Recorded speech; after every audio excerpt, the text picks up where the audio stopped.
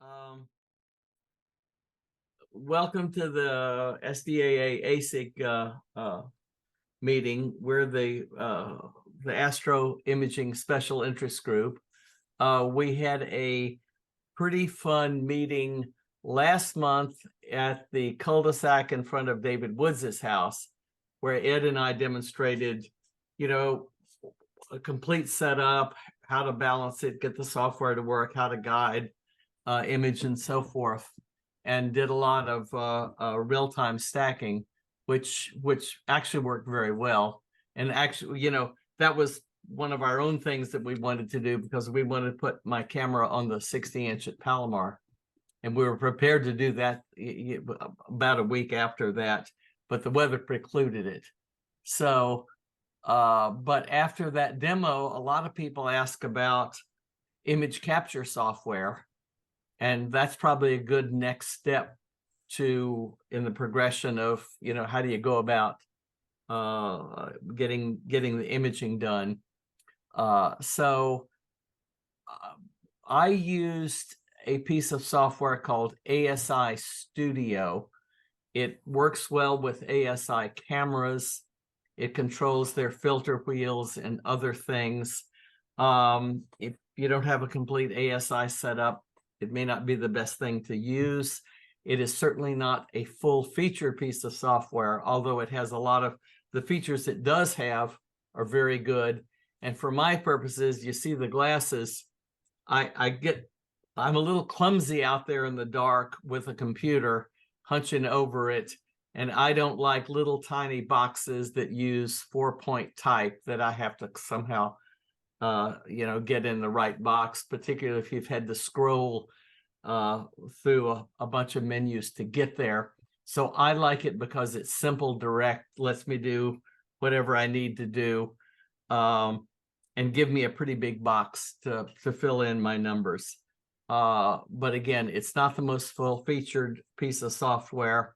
What Gary Hawkins will be demonstrating tonight is pretty much the full-featured freeware for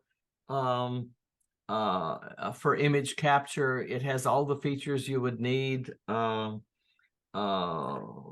focusing aids, plate solving, and all kinds of things. So without me having to try to give a description, I will turn it over to Gary and let him share his screen and demonstrate the software. Gary, it's all yours. All right, cool. Okay, hopefully the screen is sharing. Yes. Great.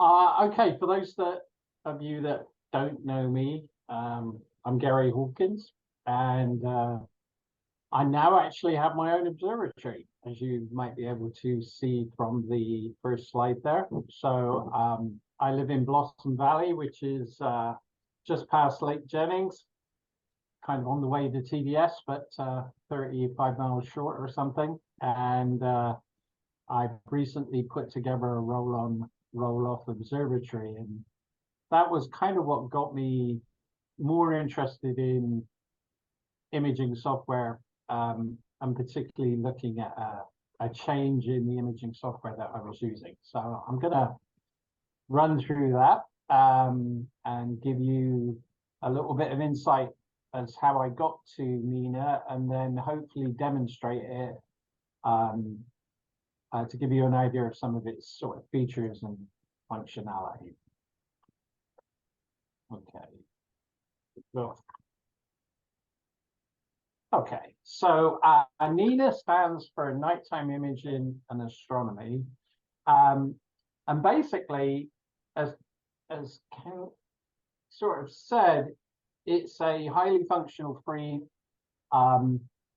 software suite for astrophotography and other types of imaging. And funnily enough, I'm not an astrophotographer. So I don't use it for astrophotography imaging. I actually use it for photometric imaging.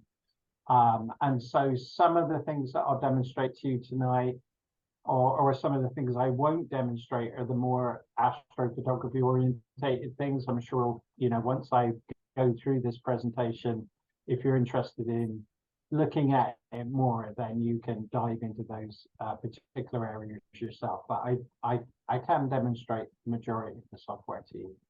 A web link for the N.I.N.A website is given on the slide. And essentially, I migrated, not fully, but for all intents and purposes, 95% of my imaging is now done with N.I.N.A from SharpCap. For those of you that kind of knew me at the beginning when I joined the club about 4 years ago, I was very much into EAA, and SharpCap is kind of the de facto standard for live stacking on a Windows-based system, and I used that for many years. But it really is designed for EAA. It's not really a pure imaging suite. And I was kind of getting to the point where there were certain things that I wanted to do that I couldn't easily do within SharpCap unless I was prepared to do some extra work. And really, the big thing for me was I was kind of looking to automate my image capture process. And I'm a big believer, as you'll see when we get to another slide in a minute, in free software packages.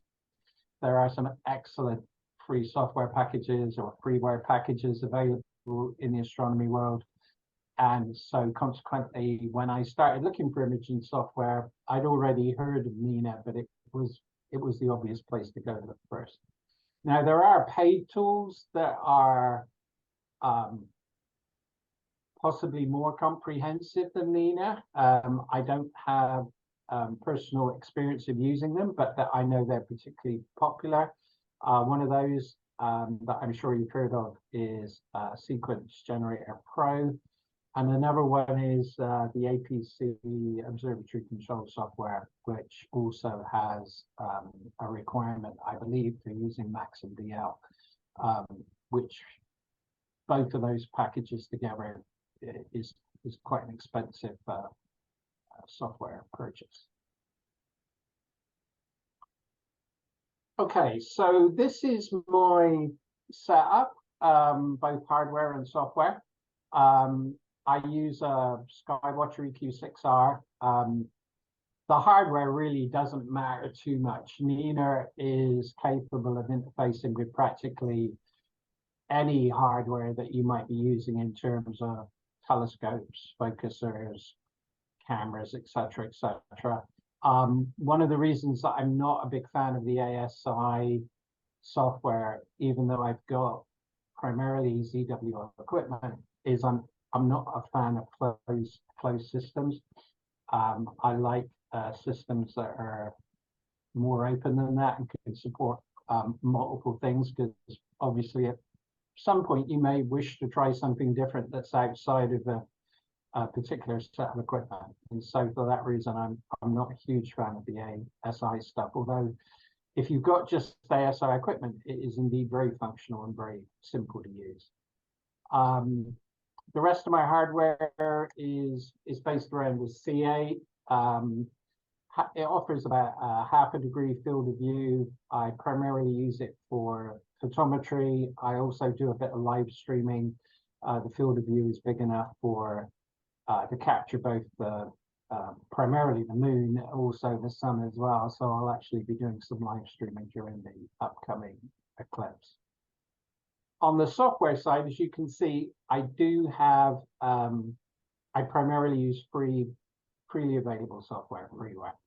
N.I.N.A on the image capture side, Carte de Ciel as a sky map. I would say that Carte de Ciel is my favorite sky map, but it works well for my purposes. I think there are other sky maps that offer perhaps a little bit more of an intuitive interface, and certainly a prettier interface.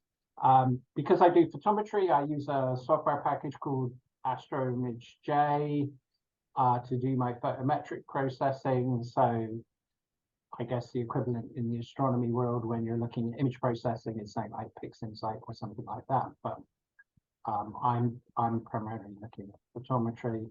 And then I'm using a couple of tools that you may or may not be familiar with. I think a lot of people are familiar with PHD2 for guiding, another excellent tool. I use ASTAP for plate solving. It's probably the fastest plate solver out there. But N.I.N.A will accommodate any one of the standard plate solvers out there. And obviously, since I'm using a Skywatcher mount, it needs to interface with the EQ mod software for driving that mount. I also mentioned that one of the reasons that got me interested in looking at sort of changing my imaging software was the fact that I was putting this observatory in place. Obviously, with the observatory in place now, the equipment's readily available to me whenever I want it. So I want to be able to start up quickly, start an imaging run. But perhaps as importantly, I also wanted to have that capability of doing that imaging run without me being involved in it. And so SharpCap wasn't going to get me there, and so that's, like I said earlier, kind of the reason that I started looking at the N.I.N.A functionality. The other thing that works out quite well is that N.I.N.A supports a number of plugins. These are essentially bolt-on software packages that give it extra functionality, and one of those in particular works with a package called IFTTT. I'm not sure if any of you have heard of IFTTT, but it basically stands for if that then this. It's a very simple package that allows you to send a command to it. It will then translate that command into an action which will drive home automation appliances typically. And since my observatory is based, or the roof opening and closing is based around a smart garage door opener, it's a perfect way of talking to that garage door opener via the N.I.N.A software. And then the other thing I use, which isn't free, but I've kind of found it a very useful addition to the observatory, is the addition of Ring cameras. I actually have a alarm system here at the house and a number of video cameras, so I've just extended those video cameras into the observatory so that I can see what's going on there. But as you can see, I place a big emphasis on using free software. This is a pretty expensive hobby at the best of times, and there is some really excellent free software out there, so I tend to typically gravitate towards that. If any of you guys have got questions as we go along, feel free to ask. I don't mind you interrupting. I'm kind of happy to talk about any of the areas outside of just N.I.N.A as well, if you've got questions around that. Okay, so a couple of graphics. This kind of shows you my telescope equipment. It's pretty simple. Can't remember who I bought the C8 from in the club, but it's a pretty vintage C8. It's probably 25 or 30 years old, I'm guessing now. And there you can see a picture of my roll-on, roll-off observatory. It's basically a 7.5 foot by 7.5 foot square space with about 4.5 feet of height. And you can see the roof there pulled off currently, and that's controlled by the garage door opener, which sits under that small box on the left-hand side.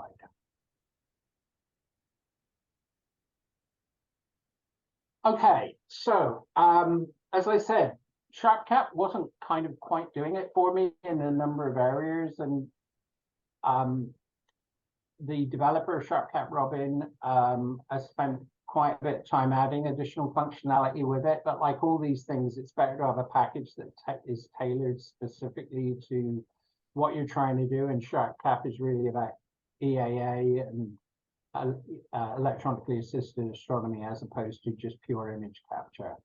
And one of the things that it misses is the ability to do an automated meridian flip.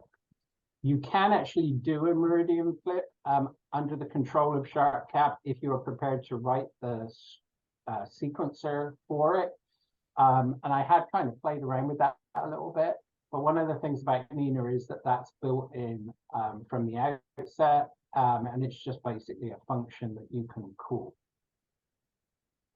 With the observatory as well, and having done a little bit of background reading, I also realized that N.I.N.A could offer interface into stuff like smart home technology, which SharpCap cannot do. And so consequently, it sort of began to offer the promise of a fully integrated or fully automated system. My imaging runs, to give you an idea, are typically between about 5 to 9 hours long. That's a pretty typical imaging run for me. My targets are usually coming up in the east, going over the meridian and then dropping in the west. And I'll be on that target as long as I can be during the evening. And so typically a meridian flip is required. And as I kind of said earlier, I really wanted to sort of set it and forget it. I wanted to get some sleep. I didn't want to be in the situation where I needed to go outside and do the meridian flip and or close the observatory down later on in the evening. So as I've mentioned, N.I.N.A integrates with most of the software that's already out there for doing other aspects of astronomy, such as PhD2, plate solvers, standard telescope drives, et cetera, and it certainly integrates with the existing choice of software that I have. And I would say that most aspects of N.I.N.A are actually pretty easy to learn. I've only been using N.I.N.A for about 3 months, so 12 weeks basically. The one area that does require a little bit of reading is the advanced sequencer, but the rest of it is pretty intuitive. It's well laid out, and you might have to make the odd quick reference to the documentation, which is actually excellent. But generally speaking, it's a really straightforward package to sort of pick up and start using. It's also well supported. The developer is active on the forum board that they've set up. It's actually a Discord board. So there is actually good support for N.I.N.A and an active group of users who are using it. So it's a great place to ask questions, report bugs if you come across any, et cetera, et cetera. So in terms of the high-level features, basically N.I.N.A allows you to do full control of all the equipment that might be associated with your telescope and or observatory. So everything from cameras, telescopes, filter wheels, focusers, rotators, switches if you need to switch certain equipment on and off, guide scopes. It allows you to hook into weather devices, both physical device and also through an API to one of the weather services that's out there. And then there's control of the telescope, control of the observatory itself, which N.I.N.A primarily considers as a dome. There isn't a specific sort of roll-on, roll-off type functionality, but it's easy to mimic. And also it will look at any safety monitors, for instance, that you might have incorporated within your observatory, such as a rain detector. So full equipment control is the first thing. And then obviously being an imaging suite, it has a lot of functionality associated with the imaging itself in terms of controlling the imaging, providing stats on the imaging. It will do things like exposure recommendations. There's a framing assistant that allows you to set your DSO target that you're imaging up so that it's in the best place on the sensor, et cetera, et cetera. And then in terms of the actual control of the software or the actual imaging sequence, there's a sequencer and an advanced sequencer. The sequencer is pretty straightforward. I can show you that in a few moments when I bring up the software, and it basically allows you to pull in target or multiple targets, set the imaging parameters, set a few more parameters, and it will get everything going. But it's not all encompassing. And so consequently, while the sequencer is great if you're going to be sort of in and around the equipment, or I mean, it allows you to step away while most of the imaging is going on. But for instance, it doesn't connect and disconnect equipment without using one of the plugins. And so if you want to start doing something that encompasses everything in terms of not only the imaging, but also the control of the observatory and stuff like that, you're invariably going to have to look at the advanced sequencer. And the advanced sequencer is a little more complicated to learn, and I'll show you that in a few moments. There's a Sky Atlas built into the package. I don't use this particularly because it's primarily focused on deep sky objects and is clearly for the astrophotographers out there to set up their imaging on a deep sky object. And as I said earlier, that includes a framing system so that you can basically get that image best placed on the sensor from an aesthetic perspective. And then, as I mentioned as well, there are plugins. This is sort of bolt-on technology. I'm not 100% clear why some of these plugins are not directly within N.I.N.A, but they're not. There's one called Connector that allows you to disconnect and reconnect equipment, which is quite useful. And there's another one called Ground Station that I use, which allows communication to packages like IFTTT. And there are a number of other plugins as well that I have not really looked at, but if you've got a specific need for something, you can obviously do a search and see if there's a plugin that might help you. Okay, so with that being said, I am going to now bring up N.I.N.A and actually show you the software. So are there any questions at this point? In case you're wondering, this is kind of a little bit complicated. I'm actually, the screen that you're viewing is my remote screen in my observatory. It's being driven remotely via a TeamViewer link. So it's a little complicated when it comes to switching things on and off. But anyway, let me see if I can figure out. So I'm going to start N.I.N.A up. And the very first thing that N.I.N.A will do is ask you to load a profile.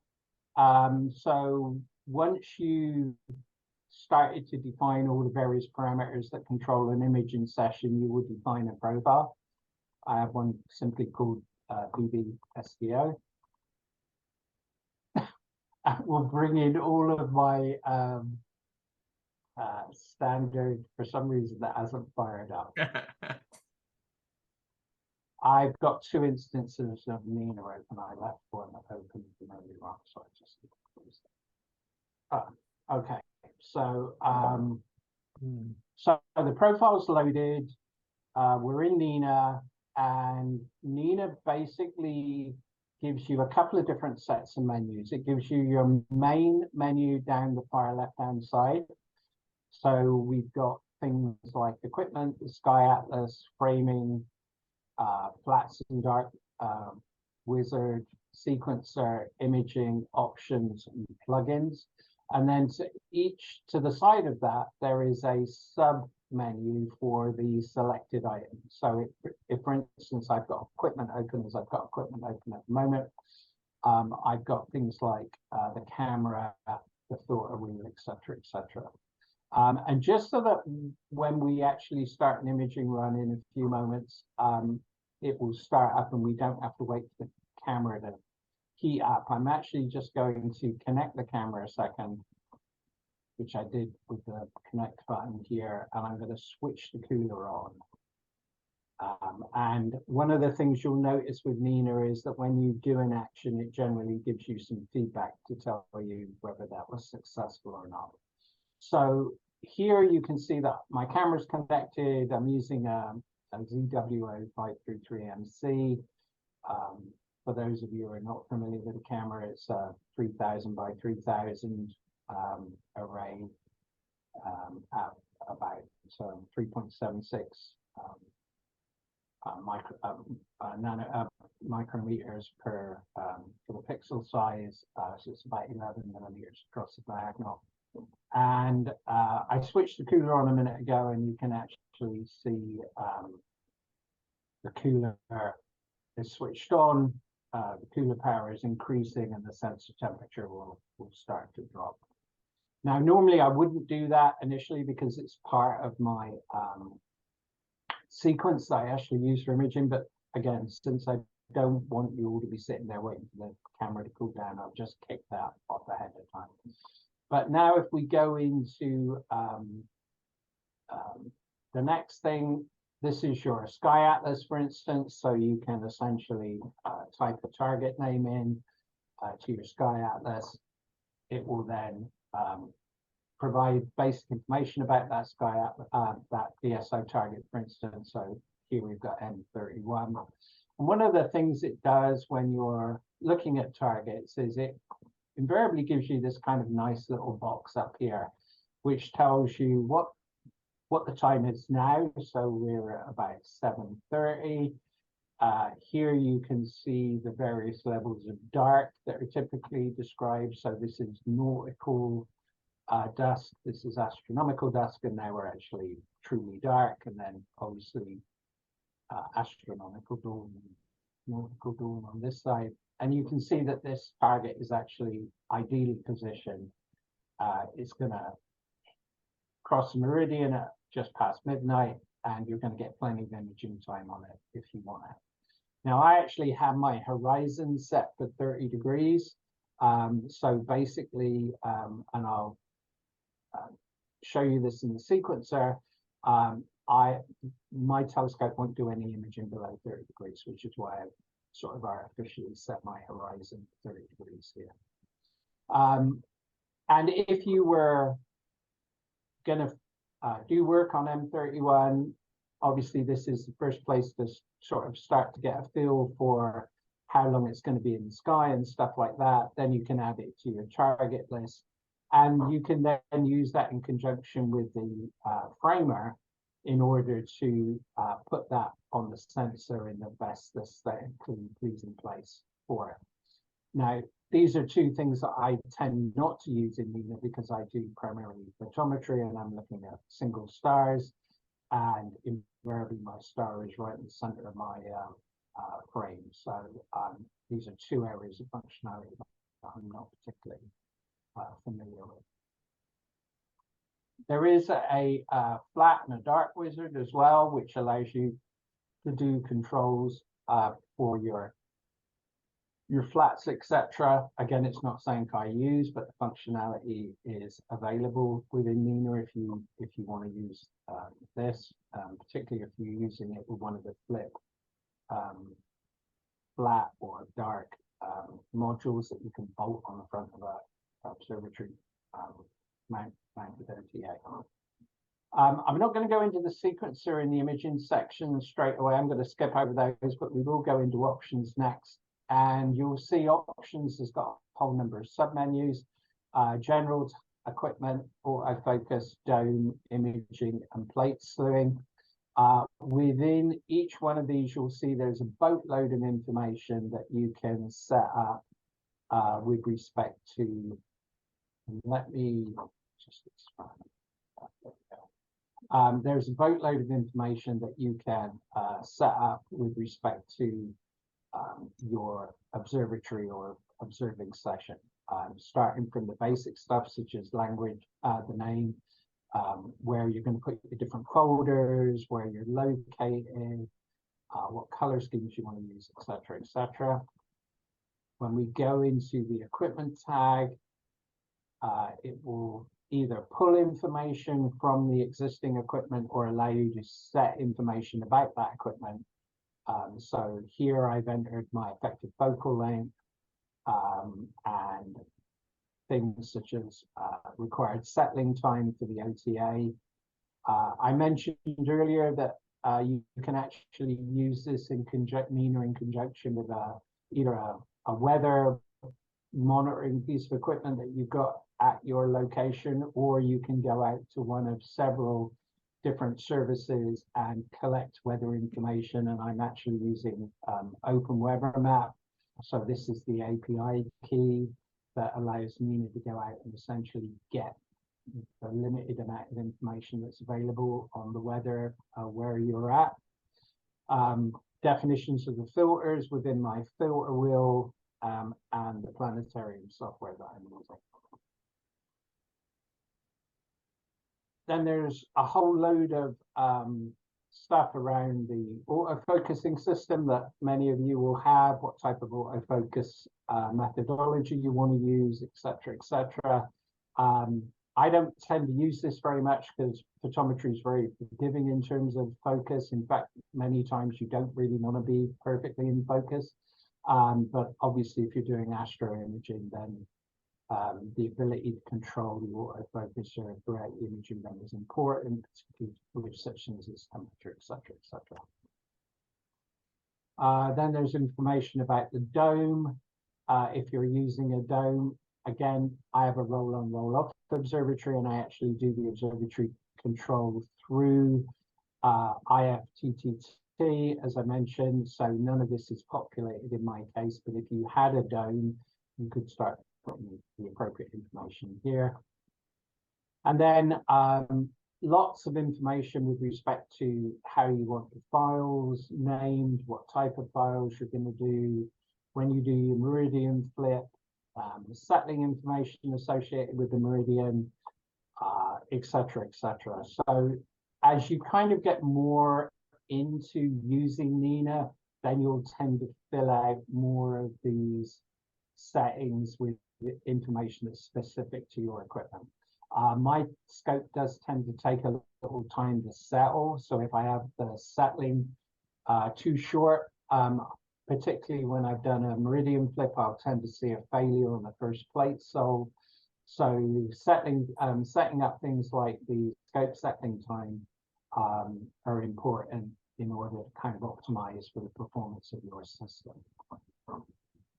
And then the last one is just around the plate solver. As I mentioned, I'm using ASPAP.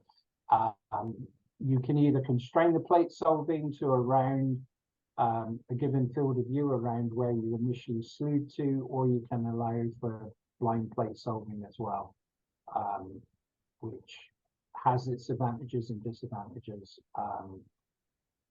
If you know, particularly if the plate solving fails, then a blind plate solve can take a lot longer to execute. So those are all the kind of tabs that you've got associated with NINA. We've looked at the ones that will allow us to identify our target, frame our target, set the equipment up, put in a whole load of various options for different things. And I guess I could just bring up the plug-in as well. This gives you a list of plugins that are currently available for NINA. Interestingly enough, there is one associated with speckling for virtualometry, which I haven't looked at yet. But I just use two of the plugins, as I mentioned earlier, one called Connector and one called Ground Station. And with that said, that really brings us to getting down to the nuts and bolts of actually doing an imaging session. And for that, you need the sequencer. So the first thing we can do is click on sequencer. There's the simple sequencer, which is here. And I am going to, let me see what I'm going to do. I'm going to bring that to full screen.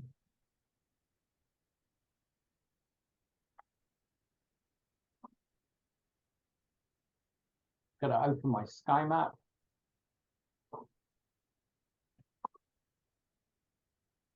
And the target that I've been looking at for the last 2 or 3 weeks is a M-class flare star called EB-LAC.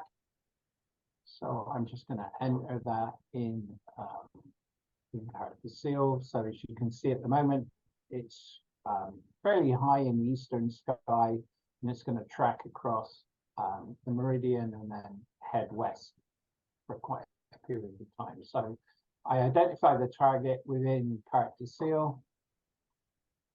I can then go back. Sorry. I can then go back to the sequencer, and I should be able to, but if I click on this button here, I can pull that information in from character seal into the sequencer. So it's now identified that I'm looking at the target EV-LAC with the appropriate RA and DEC. Once again, it comes up with one of these really cool little diagrams, so I can see that we're already in astronomical dusk. The target's well above the horizon, so I could start imaging now. And that imaging run can last through till about 4:30 in the morning before it drops below my artificial horizon. So if I look at the sequencer, I've got some options here that allow the sequencer to control what's going to happen at the start of the run. So I'm going to cool the camera, I'm going to unpark the mount, I'm going to allow it to do a meridian flip when it wants to. At the end of the session, I want to repark the mount. And if I go to my targeting options, I want to be able to slew to the target, center the target, so that's using the plate solver, and start the guiding. If I've got auto-focusing requirements, I would put them in here, so I can basically do auto-focusing based after a certain number of exposures, certain temperature change, an increase in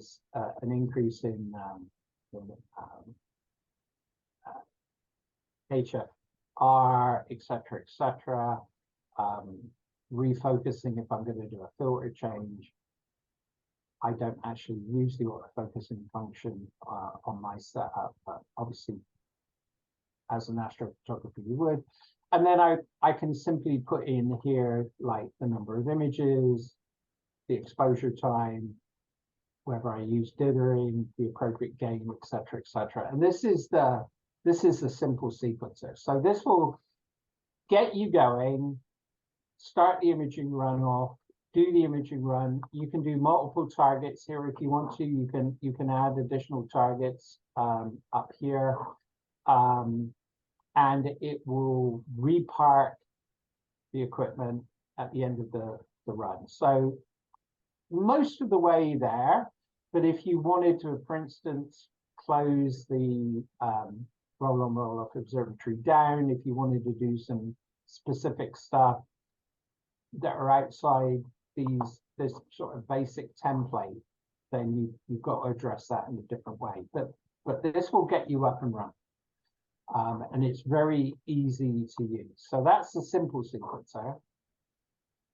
And in fact, when you use the advanced sequencer, the easiest way to start is to take a simple sequence, save it, and then load it into the advanced sequencer as your sort of base template, and then work from that. So I'm going to go back to my sequencer selection menu, and I'm going to go into the advanced sequencer. So the advanced sequencer can be a little bit intimidating until you kind of get used to it, and then it's actually not too bad. Before I go and load the sequence, let's just look at the sort of basic layout. Kind of like the simple sequencer, you've got a start area, you've got a stop area, and you've got everything that happens in the middle. And then there's some also cool things that you can do, like global triggers, and I'll mention those again in a minute. And then you've got your instruction set, and your instruction set is basically all of these different types of things down here. Some of the plugins for instance, like ground station gives you a whole load of additional instructions that wouldn't be here unless you were using that plugin. And you can essentially drop any one of, or you can drop these instructions into the various different places on the on your sequencer whiteboard, if you like. This is where it starts to get difficult because you can do parallel instruction sets. So basically, if you put in a parallel instruction set, like if I drop this across to here, it will go and execute a whole load of instructions in parallel. So for instance, I could pull the camera, switch the dew heater on, etc., etc. And so I'm beginning to build up a sequence where I've got where I'm obviously cooling the camera, doing the dew heater. I probably want to unpark the camera at this point. I would want to connect all my equipment at this point, and I can just keep dragging these things across. But rather than do that, I'm going to show you a sequence that I've already built because that's easier. So I'm just going to do that.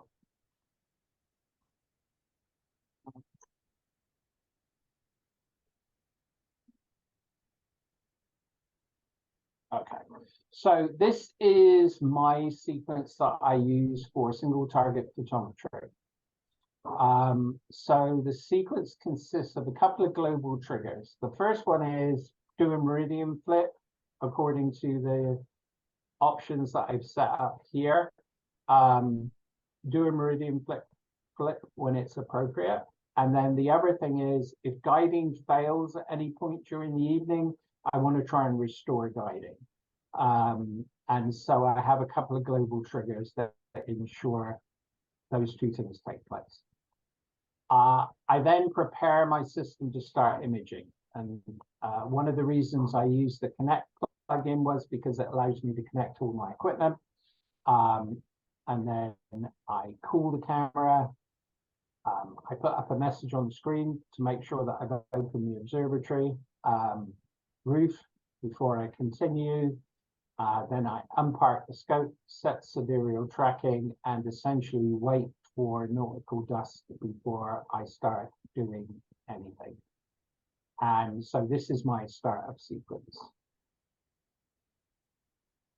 This is my target in here. The target's already pulled in because I've been using this sequence now for about 2 to 3 weeks to image EV lac on every evening that is clear. But if this wasn't populated, then I could simply use this button to pull in the coordinates of my appropriate target from my planetarium software. Then I move down to the preparation instructions, which for me are to make sure that I have a UV-IR cut filter in place.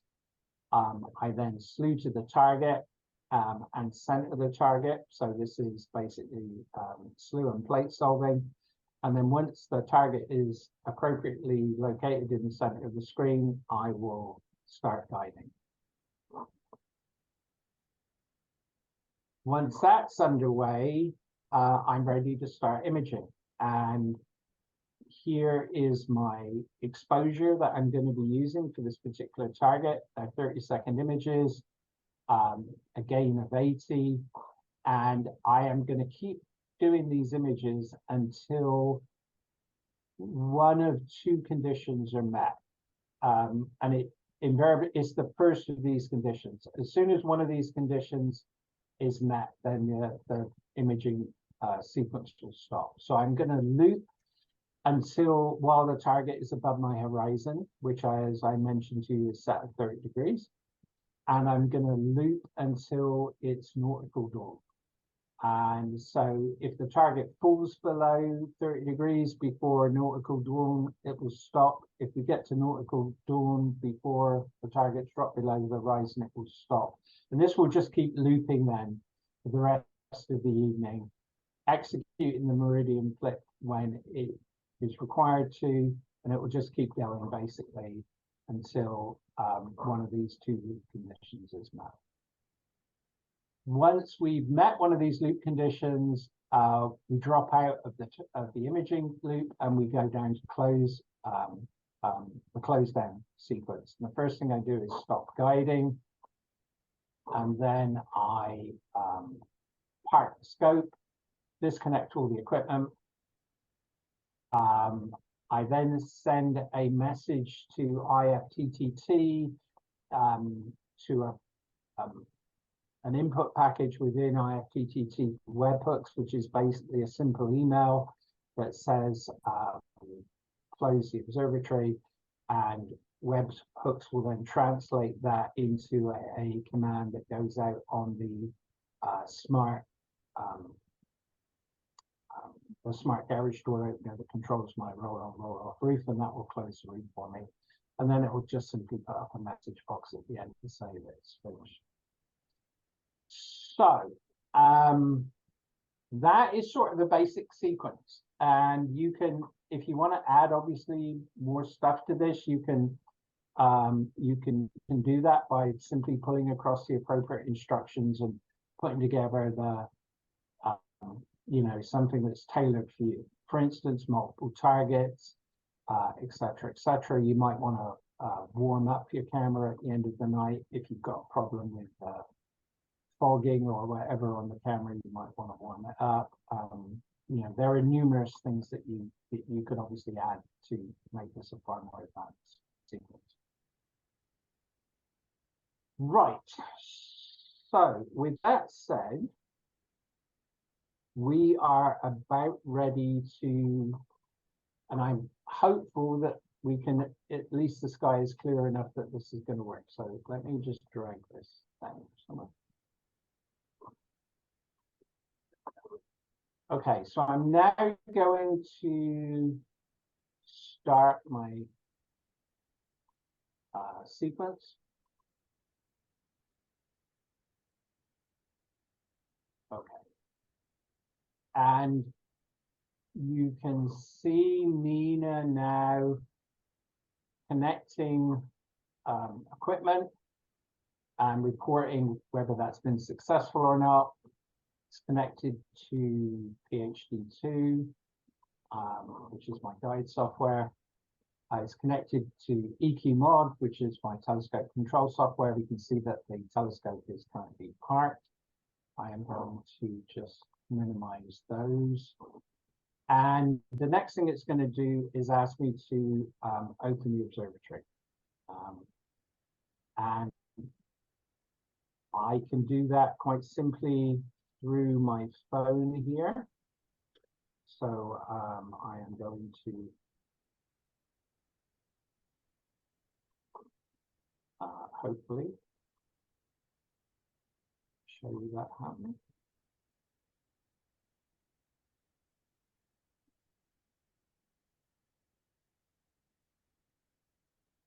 Okay, so I'm hoping that you can see a picture of the observatory on the screen.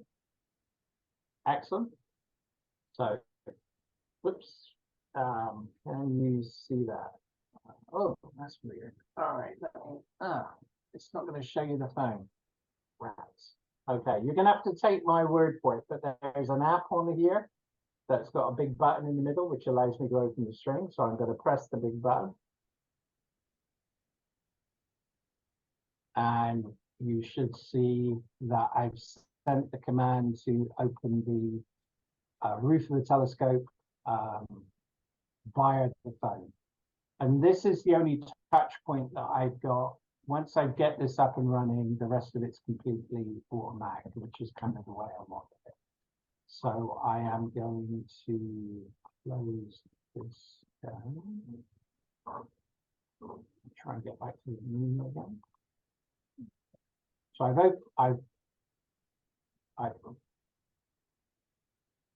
opened my roof, so I can press continue. And right, and I'm going to just move that. And I'm now going to take you on to the imaging tab. And the reason I'm going to do that is because the imaging tab shows us where we are in our sequence. And important side of it is here. So I connect, and because my camera was already pre-cooled, it went flying through here. So I've connected my equipment. I've cooled the camera down to -5 degrees. You saw the message box pop up for the opening of the roll-on roll-off observatory. I've unparked the scope. It's now hopefully tracked onto the target. And if I want, I can go into my Ring app that's on my phone and just check to make sure that everything looks good in the observatory, which it does. Unfortunately, I can't show you that, but the telescope is pointing in about where it should be. And it's now going through the slew and center procedure here. So essentially it's taking an image and here we go. And you can see that image come up on the screen. It's now going to plate solve that image. And it's then going to readjust the position of the scope accordingly. And I can tell just by looking at that image at the moment that we're not on our target. So hopefully in a couple of seconds, or at least the next 30 seconds to a minute, it will go through the plate solving, which usually takes about 1 or 2 iterations, and we'll end up on our target. So we'll just select that. And while we're waiting for that, the other thing about the imaging display is not only does it give you the sequence down this side, but you can set these windows up to give you a whole load of information about what's going on. So like where the telescope is, what the current weather is out here at the moment, information on the camera. We're just re-slewing. We've taken another image and we're now moving the telescope again to try and center on our image. It should tell me in a couple of seconds. Yeah, okay, so it's actually moved onto our image. It's not quite within the pointing accuracy at the moment, so I have a feeling it's going to attempt to do this one more time. But this is EV-LAC, this star here, and it's an M-class flare star, basically, and it's something that I've been probably doing runs on now since about the middle of August, so probably about 6 weeks of runs on this star trying to pick up flares. So I think we're going to attempt to do one more plate solve. So we're just waiting for it. You can see the instructions down here. We're just waiting for the telescope to settle again.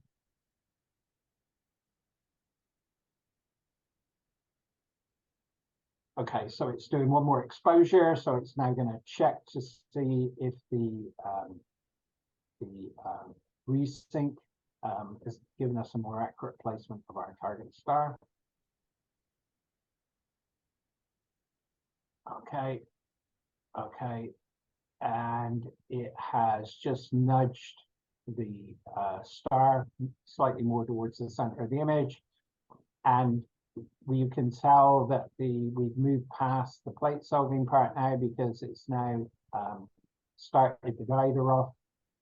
And with the guider going and the guider being relatively settled, it's gone straight into its imaging run. Wow. So we're now here.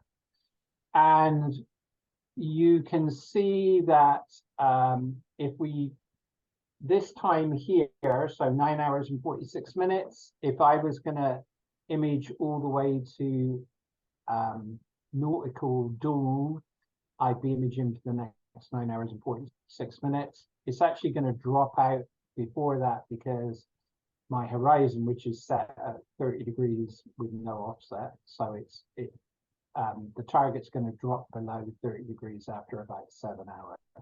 So it will image for about 7 hours, and then it will drop out the bottom of this loop.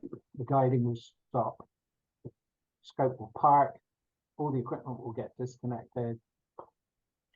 The command to IFTTT will be sent, which closes the door to, or the roof to the observatory, and it just puts a simple message up. So now I can basically leave this and just let it get on and do its thing for the rest of the evening. There are some additional things that I could, for instance, implement, and probably will at some point. Like I will probably put a safety monitor in at some point with a rain detector, just in case you know, there is a spots of rain in the area that I wasn't anticipating. So there's additional things that I could do which would make the sequence a little bit more complicated, particularly around the global triggers, because obviously I would have something in there associated with the safety monitor. And that's kind of it. You can see my guiding is not particularly great at the moment. I seem to have a little issue on startup with the guider at the moment, in so much as the deck doesn't immediately sort of get its act together. It kind of does this for a little while, not very long, and then the guiding will kind of settle down and everything's good. But again, photometry is pretty forgiving, so it really isn't a massive problem for me. And that is kind of, I think, kind of most of everything that I've got to show you. I mean, there's clearly a lot more to N.I.N.A than I've showed you, but at least it gives you a sort of overview of what N.I.N.A is about, how it's organized, et cetera, et cetera.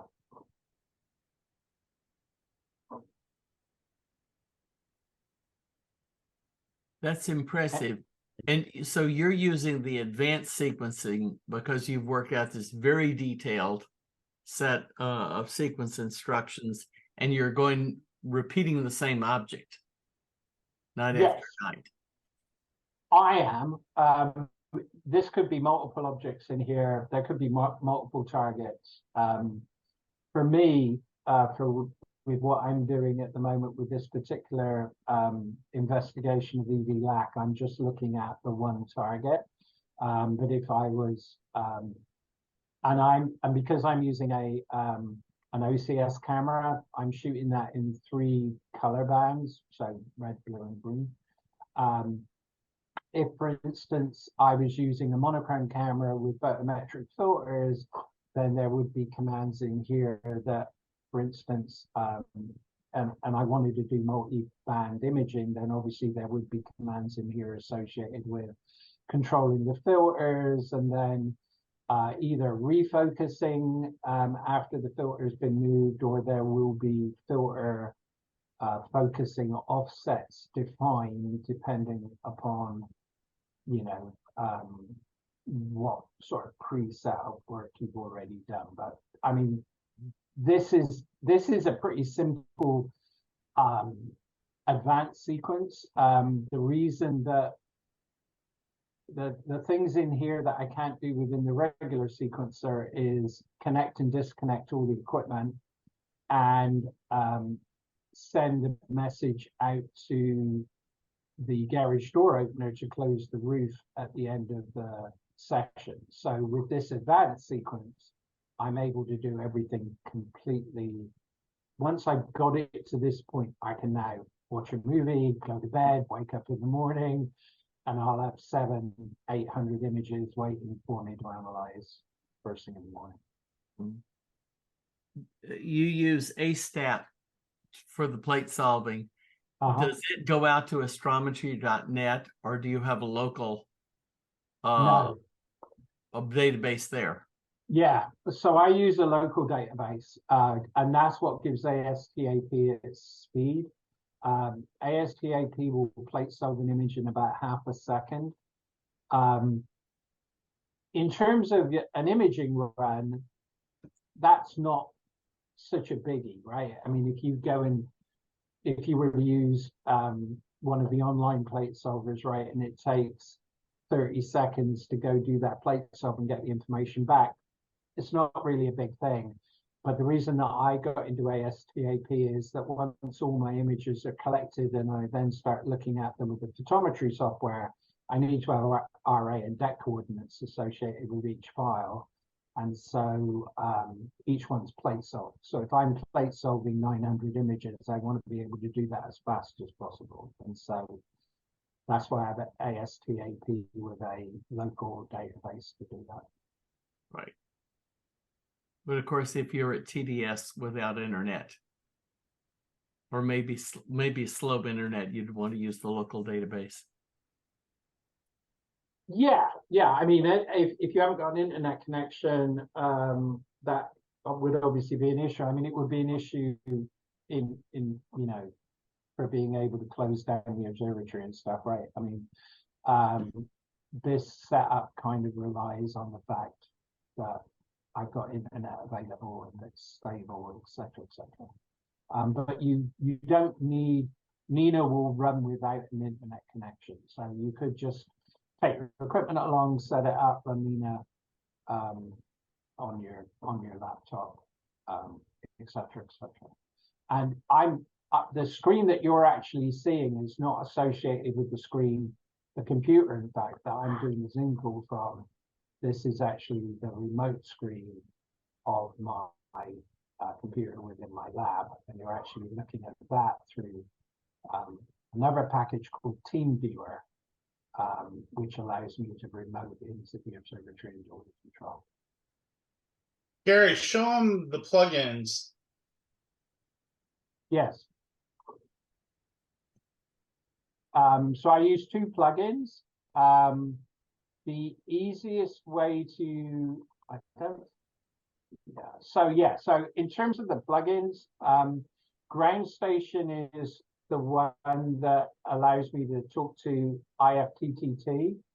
So if I were to click on this, which I won't, because it's obviously got a load of information in there that's sensitive to my IFTTT connection, it allows you to set up the appropriate API key and everything that you need with passwords and so forth and so on. But Ground Station will also allow you to send emails. It will allow you to send notifications so that I can, for instance, send out text messages to my phone if I want to be alerted that something is happening. That's called pushover. It will do a couple of different ways of connecting, but essentially Click on available and show them all the available ones. Oh, the available ones? Yeah, this is fantastic. There is one feature in here, the 3-point alignment. It's amazing. And then also, if you're using the focuser, Hocus Focus is a plugin that really dials in the focus routine, the autofocus routines. Okay. And the DIY trigger is where you can build a small JSON script and call it from DIY to do these additional things that aren't built in to N.I.N.A. So if you know how to build a JSON script, you can drop that in and add that to the sequencer, and it'll call that function. So like opening and closing your roof could actually be accomplished with a trigger if there's an interface for that. But the most powerful one that I've used in here, and it's just a blast, if you come down, is the 3-point. Let's see, I don't know, maybe it's up. There it is. 3-point polar alignment. Right. You point this anywhere in the sky. It doesn't have to go anywhere special. It moves 3 times, and then it mechanically will tell you exactly how to adjust right ascension and declination mechanically, and until you get it down to within like one arc minute. And if you get it down to that level, it's amazing how well that will improve AVX guiding on cheaper mounts. It's really great. And then if you move up, there's a connector here. Where is that darn thing? Oh, exoplanets. So built right in, if you're into the exoplanet thing, if you're on the exoplanet watch deal that we do, then this allows you to look at what's available tonight from the Swift and other surveys, and just select that as a target into the sequencer. So it makes finding exoplanets that are available tonight in your area super fast and efficient, and pulls the data straight into the sequencer. So I'm amazed at all the things that N.I.N.A provides. It's really cool. I'm sorry to interrupt. I'm done. No, absolutely. And I haven't had time to, like I said, I've been using N.I.N.A for about 3 months. And it really all came about was because we were heading, well, I got the observatory built, and then we were heading to the UK for 7 weeks, and I wanted to be able to continue imaging. Hold on one sec. Yes. And I wanted to be able to continue imaging while I was in the UK. And, you know, it looked like N.I.N.A was going to be the way to do that, which actually turned out to do very nicely. So, yeah, I've still got a lot of learning here, but yeah, I'll be sure to look at some of these additional plugins as well. Have you tried the exposure calculator? I do all that offline in SkyTools 3 or 4, whatever one we're using now. But it would be nice to have it integrated in the system. So there is an exposure calculator that's built in that's obviously targeted for astro imagers. Because the exposure requirements for photometry are a little bit different, I tend to do that sort of manually before I do a series of runs. I, for instance, will, you know, using a combination of a quick snapshot from N.I.N.A and AIJ, I'll look at the comp star and the target stars that I've got and whether they're saturated and what I need to do with the gain, and set all of that up. Give me, you know, and give myself some overhead. So I don't actually use the auto exposure within N.I.N.A, but it's obviously here from an astrophotography perspective. And again, it looks like there's some stuff associated with PixInsight. I haven't looked at that because it's not really my thing, but there are, you know, lots of add-ons that you can potentially investigate to you know, make the advanced sequencer functionality even better than the basic system.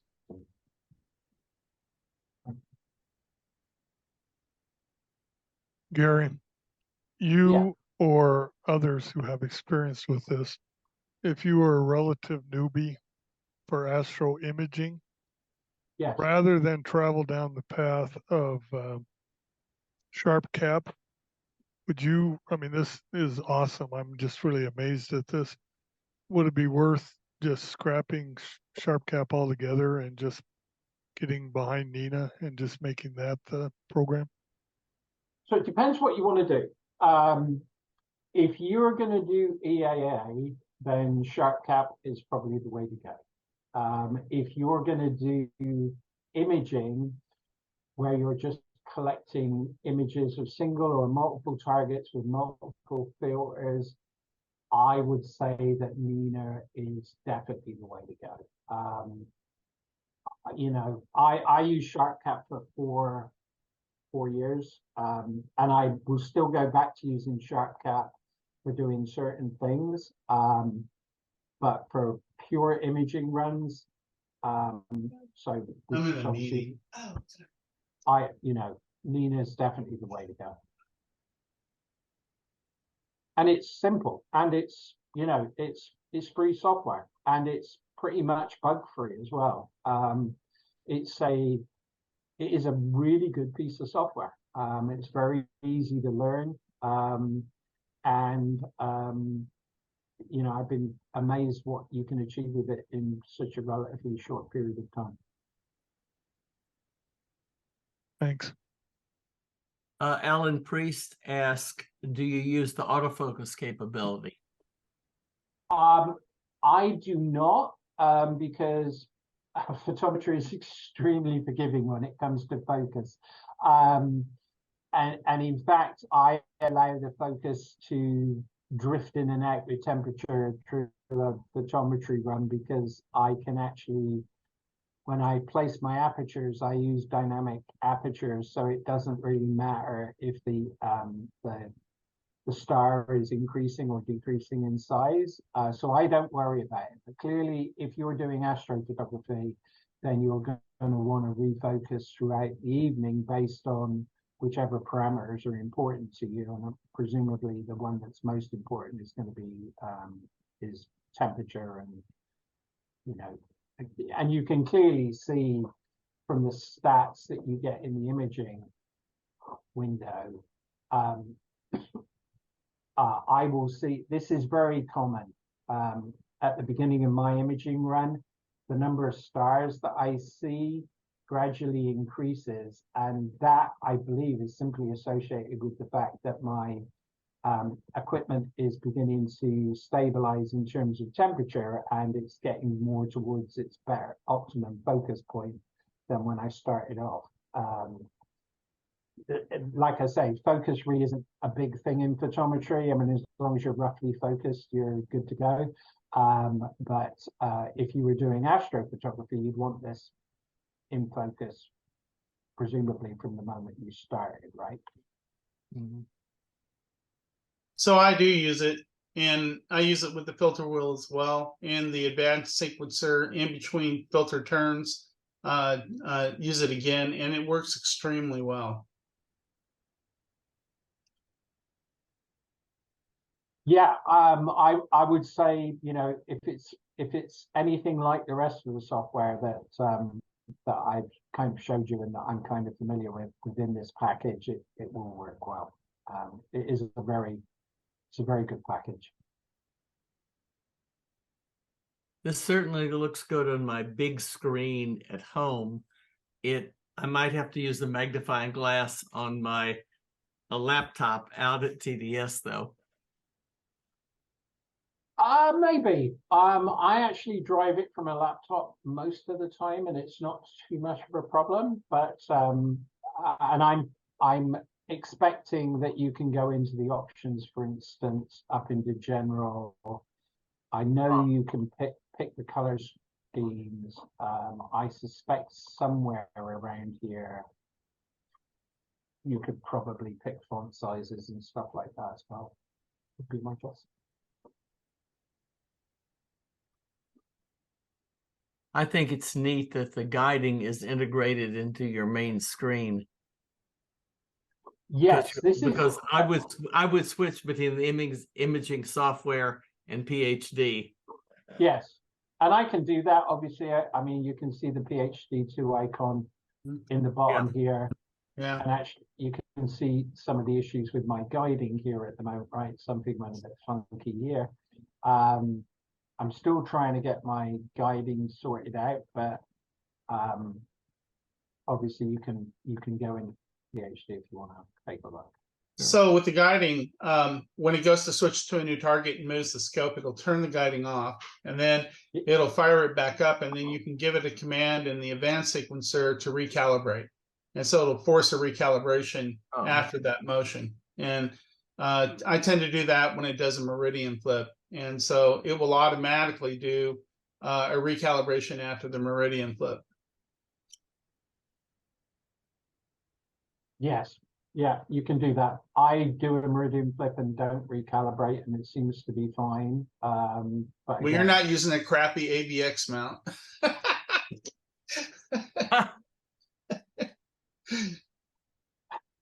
But yeah, I got a new one to replace it. I got a Losmondi that I'm going to put out in the observatory here, and when I get back from my trip. But I'm still calibrating this and messing with it. All right. Gary, I'm going to follow up my earlier question and preface by saying this is a complete newbie question. Yeah. So you said if you were going to do EAA, you'd use Sharp Cap. Yeah. But if you were going to do imaging, obviously you're doing photometry, but if you're going to do imaging, you would use N.I.N.A. Yeah. And so my newbie question is, what is the difference between EAA and imaging? I would have thought those would be the same thing. So, yeah, so the difference is simply with EAA, you're doing near real-time observing, right? So you're taking the images that are coming in, which are typically much shorter exposure times than you would use than if you were doing astrophotography, and you are stacking those images in real time and putting up a real-time display so that you're essentially moved from visual observing to computer-based real-time observing. So I started out with the club doing outreach, and so I installed and used SharpCap for quite some time to do that. But when I got into the photometry side of it, the need for live stacking and stuff kind of went away. And while SharpCap will capture images for you and stuff like that, one of the big things that it's missing is it doesn't have the capability straight out of the box to do a meridian flip unless you want to write a script to go do that. And then also it doesn't have the capability to control other equipment in the way that a true imaging suite such as N.I.N.A or SPG or ACP has, in so much as all the dome control and everything else, right, that you need if you're running particularly a remote observatory. And as I was transitioning from lifting my equipment outside every evening, setting it up and running it, to having my equipment fixed in an observatory, again, it seemed to be the obvious, you know, for me to go look at something other than SharpCap. But if you want to do EAA and outreach, SharpCap, I think, is definitely the way to go. If you want to do imaging where you're looking at longer exposures and then you're basically saving those exposures to a folder and doing post-processing on them, and that's pretty much what I do with photometry. I'm just doing a completely different set of post-processing. You know, then N.I.N.A is, in my opinion, quite a bit. Thanks for that more detailed explanation. Very helpful. I might add that the ASI Studio, which is much more basic than any of this, is good for EAA. The current version is. And since we were also going to run our EAA setup at Palomar on the Palomar 60, it was important that ASI Studio also runs on a Mac, because they use Macs up there and they didn't want to buy another computer just to run Windows software for that EAA function. So ASI Studio is kind of ambidextrous.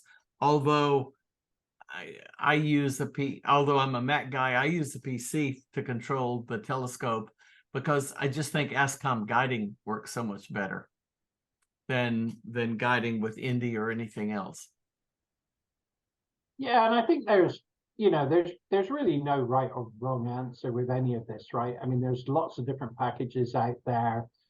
I tend to be a Windows guy. I'm not into anything that's sort of closed system, so Apple Macs don't work for me.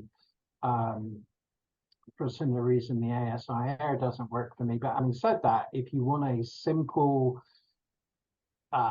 way of going about collecting, you know, image stuff, the ASI software suite seems to work very well, and I'm familiar with a lot of people who are very happy with that. But again, it's not as encompassing as, you know, a package like N.I.N.A or SPG or ACP, where you've basically got the ability to take full control of not only the equipment but also your observatory and start to do this full automation and essentially remote operation, which is kind of you know, one of the drivers that I was looking for.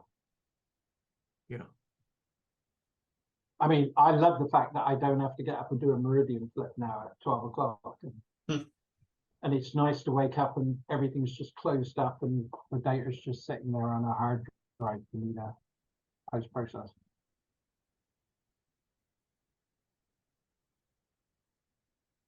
Is there anyone who uses another piece of software that'd like to compare? I know AISIG, you use the SkyX with a camera control package. Well, actually, I use it to control the mountain and everything. The advantage of SkyX, it also has T-point in it.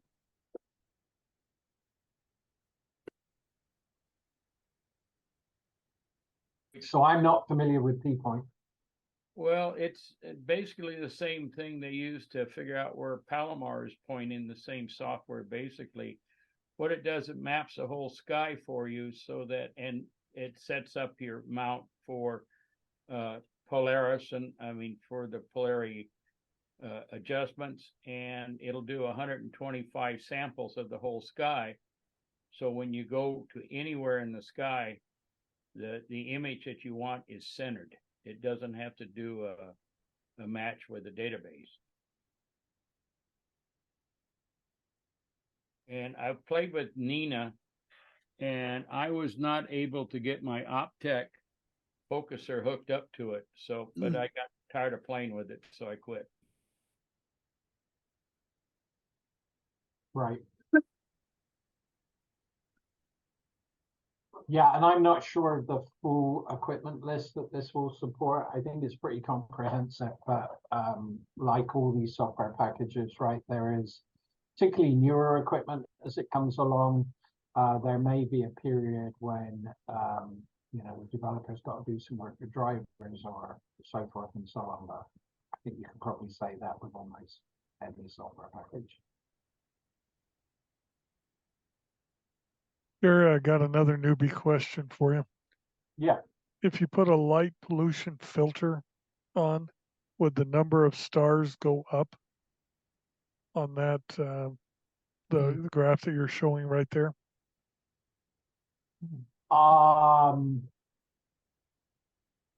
Well, difficult to say. I'm sure if I change the filter to an H alpha filter, I could probably get the number of stars to collapse considerably. Or if I put the near IR filter in, then the number of stars would go down dramatically. The reason that I'm using a UV-IR filter is I'm just making sure that I'm constraining the camera to operate between about 400 to 800 nanometers. Which gives me a pretty decent spread across red, green, and blue, and is stopping the camera because if you're familiar with ZWO cameras, they've got a near IR response, and you need to suppress that if you're doing photometry. So hence the reason to the UV IR cut filter. It could just be an IR cut filter, just as well. Oh, I was just trying to justify the fact that I spent a fortune on a light pollution filter, and I want to make sure that I'm actually getting some value out of it. Yeah, difficult to say. Yeah, difficult to say with filters, right? I mean, it's the same with all astronomy, right? You can spend a boatload of money on this if you want to. I try not to. I try and keep my equipment pretty stable, and I try and use one setup for the three things that I guess I'm most interested in, which are photometry, which is primarily what the setup is used for. But the same setup will work. I do live streaming for timeanddate.com of the lunar eclipses. So the field of view is just big enough that I can get the moon full frame. And the other thing that and interestingly enough, I know you're on the, well, you certainly were on the call when we started off, Dave. I might actually try some public outreach by just actually bringing a computer along now and actually hooking into the remote observatory. Because that should be possible if I've got an internet, if I've got decent internet available at the site. So anyway, that's something else. And we should try that at Oak Oasis. They have pretty good internet there. Yeah, that's what I was thinking. I'm not sure how it's going to work for like doing public outreach, if it's just basically a computer and a screen, because now obviously the hardware is not with you. But I think I'll give it a try and see what happens. Mm-hmm. Yeah, be fun.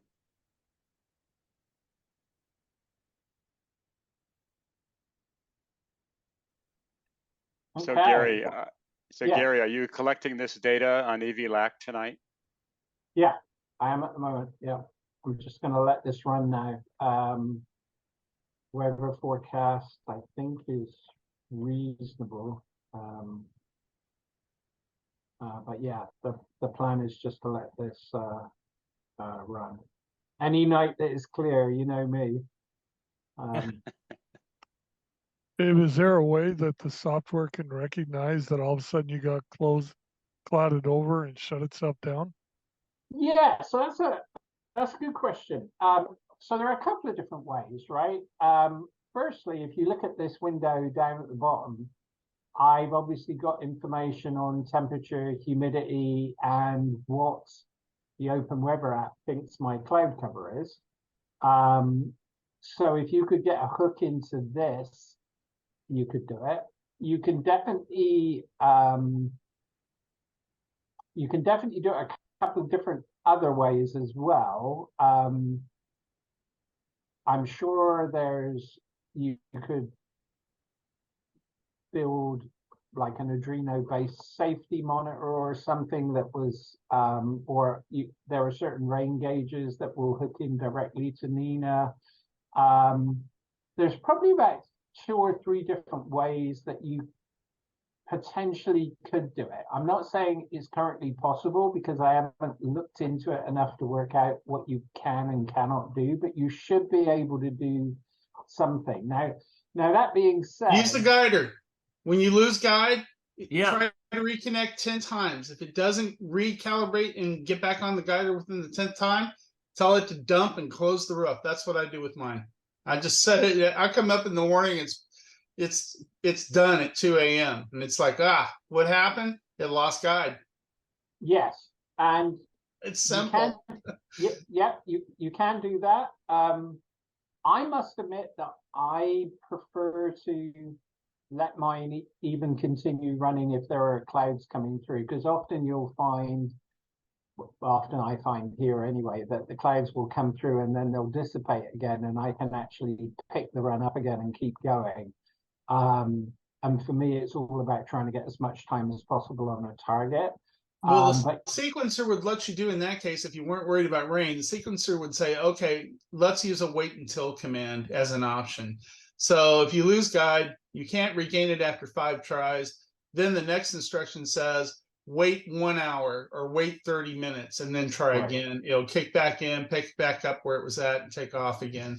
The advanced sequencer is a lot of fun, but it's, you have to be tedious in the way that you program it, and it's all visual anyway. You're just dropping boxes in, setting numbers, so you're not really programming. Yes, yeah, I think it's just a matter of, that is certainly the most complicated piece of the N.I.N.A puzzle, but it's not, as like you said, as long as you're methodical and go through it carefully, you can start to set up sequences fairly quickly. I can't afford one of them cloud sensors. They're like, I went looking around and they're expensive. Yeah, they can be. They certainly can be. Well, if you want to run this when you're over in the UK, I'm pretty sure you don't want it to be raining on you, right? So you would pretty much need to have something. Yeah, in an ideal world, that's true. Currently, I don't have that set up with my observatory, so you're very much sort of, you need to be pretty much on top of the weather report. And there are also some additional safety things you can do as well, particularly with roof positioning and stuff like that that could be added to this as well. I mean, the good news is that N.I.N.A has the functionality within it to start controlling some of this stuff, but it just takes, you know, time to figure out the best way of, you know, going about setting up a certain function. Well, practically speaking, when your observatory is just left by itself there for hours, now you're doing it in the middle of the night, so you're not going to have birds landing, probably. I'll just tell you, on my radio telescope, I've had birds land because you just let it run for days at a time. I've had birds land on it and topple everything all over, but that's because they're running in the day. In the middle of the night, probably you're not going to have that. So really the only thing you worry about is weather. Is that a fair statement? I would say as well, particularly with where I'm located and stuff, spiders and spider webs are going to be another issue that you need to, you know, occasionally go out there and just make sure that you're not getting a spider web across the front of the telescope, which would be, but yeah, I mean, weather is probably the biggest issue. And the other thing I have to be careful of with my configuration is if my telescope is up and I close the roof, or the roof closes, clearly there would be the clashing of metal. So I have to be careful not to close the roof until the scope is parked and it parks flat. So when you go to the end of the sequence here, the scope is parked first before the equipment is disconnected and before the command to the roof to close goes ahead. I do have a sensor which is actually a standard garage door sensor that looks to see if the telescope is in the up position, which will stop the roof closing. But I probably will put in another safety monitor, probably in terms of a tilt switch or something, just to make sure that the scope is always down before that command gets issued, because that would be kind of embarrassing.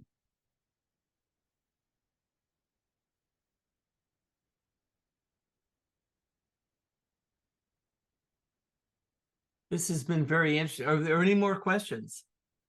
I'm curious where it's located because we have rain forecast where I'm sitting. Tonight? Yes. Yeah, I see cloud cover coming in. I'm actually was surprised that I got this run going. I wasn't actually planning to probably run all the way through the night because the weather forecast didn't look good here. But I did want to try and demonstrate an actual imaging run starting off. So at least from that perspective, it's been successful.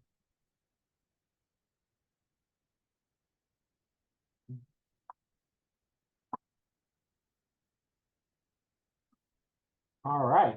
Well, if there are no more questions, Gary, thank you so much for this introduction.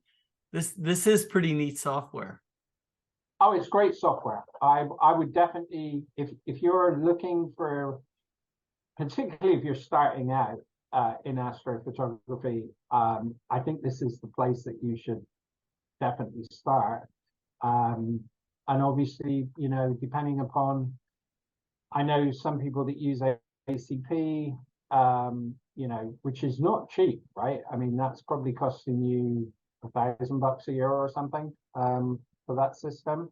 And if you don't need to be using a system that, you know, this system seems to have most of the same bells and whistles on it. So I think it's a great place to start if you're starting out for sure, and possibly, you know, a good place to be if you're a more experienced user as well. Mm-hmm. They do have a good manual online that you can download, and that works very well. They Also, do. You can't beat the price point. You can't beat the price point, and it is a well-documented package as well. So if you've got questions, and then the other thing, of course, is there's the Discord forum area as well if you want to ask questions of other N.I.N.A users.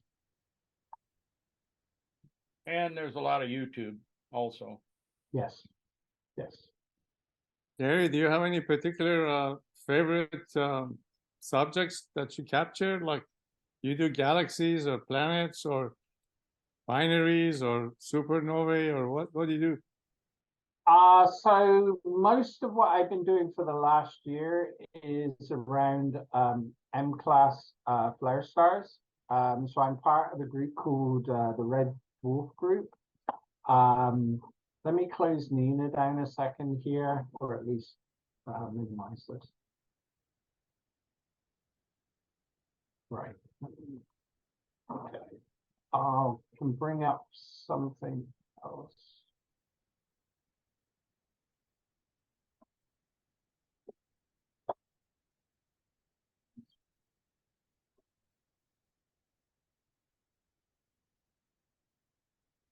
So the Red Dwarf Group was formed in 2001.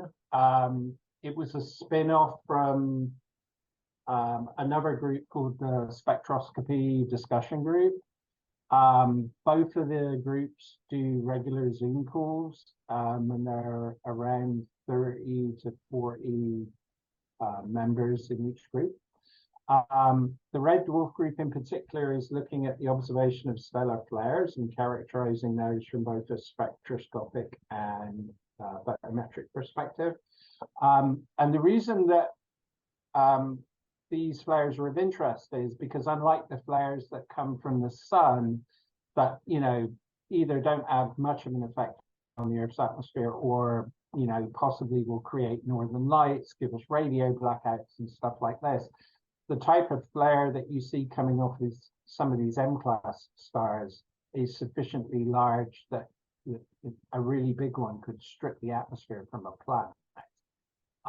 So there's quite a lot of interest in understanding the frequency of these events and stuff, because it's obviously got knock-on effects then for any planetary bodies that may be orbiting this type of star. If you're interested in learning more about Red Dwarf, there is a link here, or just search for it on Google Groups. And this is kind of typical of the type of plot that you might see during an evening. This is a double flare event on EV-LAC that occurred last year. These flares tend to be characterized by an extremely rapid rise time. The data points here are taken every 30 seconds, so you can see the flare rise time is about 2 minutes. And then they've usually got some sort of exponential decay. Often it's a little bit kind of slower than this, and the value will tend to stay above the quiescent value for quite some time. Quiescent values sort of down here on both sides, and you can see that here there was a big leading flare, and then it kind of settled down, but there was still activity taking place, and then there was a smaller secondary flare.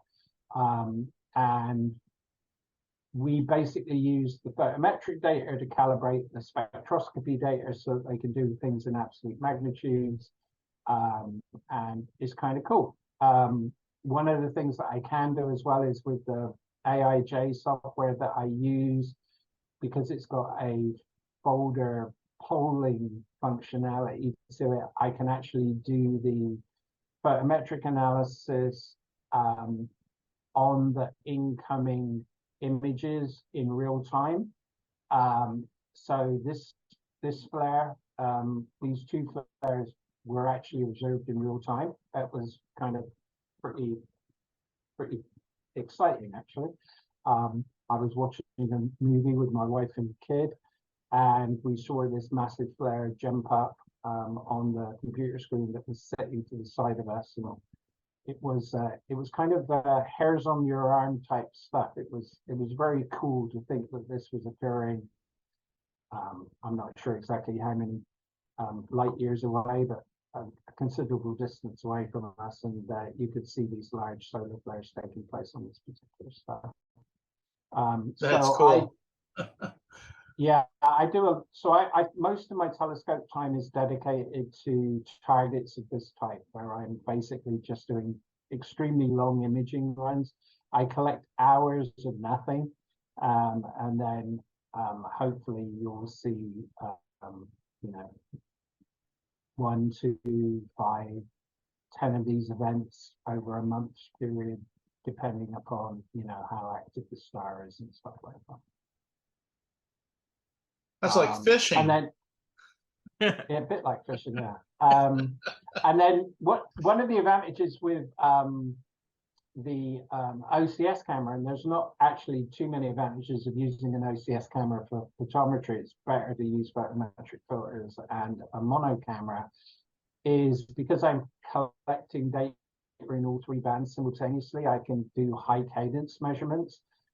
If you were doing red, blue, green, or BV and R in photometry speak, and constantly switching backwards and forwards, you'd be sacrificing measurements cadence. And when you've only got a 2-minute rise time, you need to have a pretty high measurements cadence. So it's one of the few times that an OCS camera actually does show significant benefits over a monochrome camera. Gary, I might add that you talked about the red flare group and so forth. The thing right now that seems to be hot is these collaborations. A collaboration of a dozen or a couple dozen people around the world that are doing a specific project, like the red flare group, and it's really been a lot of fun. I know you and I have collaborated a little bit on EVLAC and a couple others. And what was it, about 3 weeks ago? We did get a little bit of spectroscopy regarding the flares that you found. Yeah. And so I've been looking hard at the spectral data. The problem with doing spectral data is you get fantastic data, but you cannot really do it at high cadence with a small scope. So where you're taking images in 30 seconds or whatever it is, I'm taking images at, like 5 to 10 minutes. So the rise and fall time for a flare is probably about the same time frame that I'm looking at, 1 or 2 frames. So at my frames, I have to actually process individually. I can't process them as a function of time because I'm processing each frame as a function of wavelength. So using data like you have tells me where to look. And that kind of collaboration amongst amateurs is a lot of fun. It's really cool. And we've both found that there are collaborations, there's small collaborations doing excellent work, but these are international collaborations. In my case, it's mostly the French, the English, and the Americans are collaborating in amateur spectroscopy. So are you doing, you're doing spectroscopy? Yeah. Interesting. So the problem with a slit spectrograph is, on a magnitude 10 or 11 star, it takes me, 5 to 10 minutes to collect enough photons to get a decent spectrum. And during the time of the flare, that 5 or 10 minutes, you may catch the beginning or the end of it, but it's kind of nice to have the photometric data to guide you, to go back and look at your data. And each of my spectrum takes, even if they're all pretty even, it takes me 15 minutes to take a 2D spectra and create a 1D graph out of it. So it's not like an automatic process. There probably are some scripting tools that can do that, but it's just now entering the amateur spectroscopic world where the major telescopes maybe over the years have developed those kind of capabilities, but in the amateur market we're way behind photometry. What's the aperture that you're working with? I'm using a C8. and an ALPI 600 spectrograph, 23 micron slit. And, I'm working out at about R600 value. So resolution's about 1.3 to 2 angstroms. So it's good enough to do a lot of very interesting work. And, for a couple $1,000s, we can do that in the backyard now. So, but these flare stars, since they're not periodic, the collaboration with others doing the same kind of work, especially collaboration between those doing photometry and those doing spectroscopy, seems to be a really cool thing to do for amateurs. Really Yeah, cool. and I think, one of the other advantages, that we've got is we've got the luxury of time. I can use my observatory to observe what I want, and so, since the 16th, I think I started on EV-LAC around the 16th of August, so we're coming towards the end of September now.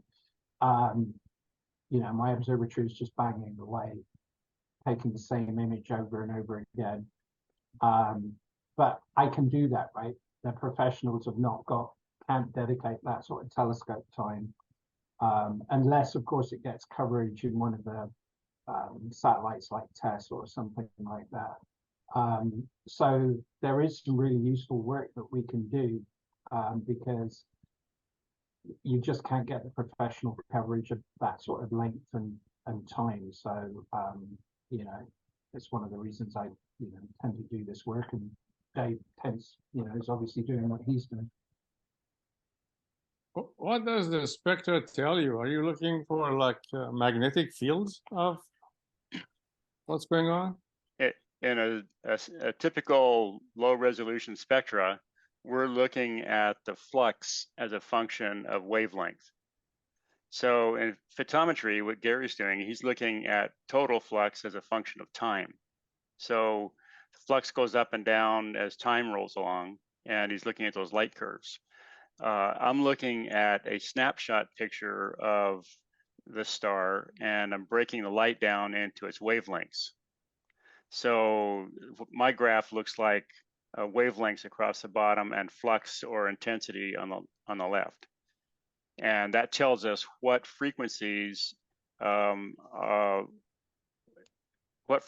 being absorbed or emitted from the light from the star, which helps us understand the physics of the star. So we can't do one without the other. Unfortunately, with AAVSO, we have 100 years worth of data to work with, and lots of people doing fantastic work. And the amateur field is very polished, very well put together.